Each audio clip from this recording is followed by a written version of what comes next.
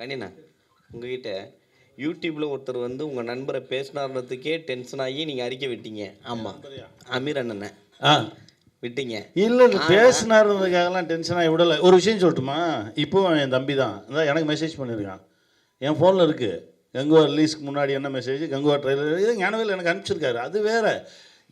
இவர் அவரை பற்றி குறையா பேசிட்டாரு, அவர் இவரை பற்றி கூட பேசிட்டாருன்றதெல்லாம் என்னுடைய இதுவே கிடையாது. நான் இருந்தேன், எனக்கு தெரியும், தெரிஞ்சதை நான் சொன்னேன், அவ்வளோதான்.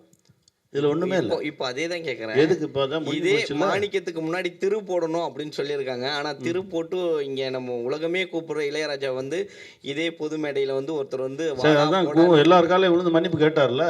இல்லை, அது கூட கேட்கறது வாடான்றதுக்கும் அவர் தான் மன்னிப்பு கேட்டார். என்னன்னா அவர் அதற்கான விளக்கமும் சொல்கிறாரு. ஏன்னா அவர் ஒரு மாதிரியான ஒரு எமோஷனலான ஒரு எக்ஸென்ட்ரிக்கான கேடு. என்னையவே பார்த்தாலே ஒரு கெட்ட வார்த்தை சொல்லி அதுக்கப்புறம் வாடா சொல்லி அதுக்கப்புறம் சொல்லி என் முதுகு 2 அடி அடிப்பான். அவன் வேறு ஒரு எக்ஸ்ட்ரீம். அவன் அன்பின் உச்சத்தில் ஒரு சில விஷயங்கள் வெளிப்படுத்துகிறான்.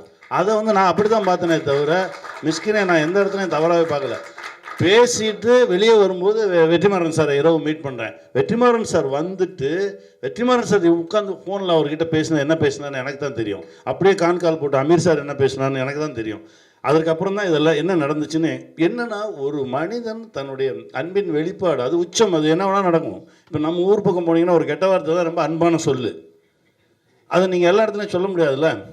ஆனால் நாங்கள் 4 பேர் பேசும்போது சொல்லிக்குவோம். 4 பேர் பேசும்போது அது அவன் இன்னும் கொஞ்சம் மேலே இருக்கான். அவன் அன்பு இன்னும் கொஞ்சம் அதிகமாக இருக்குன்னு நினச்சிங்க.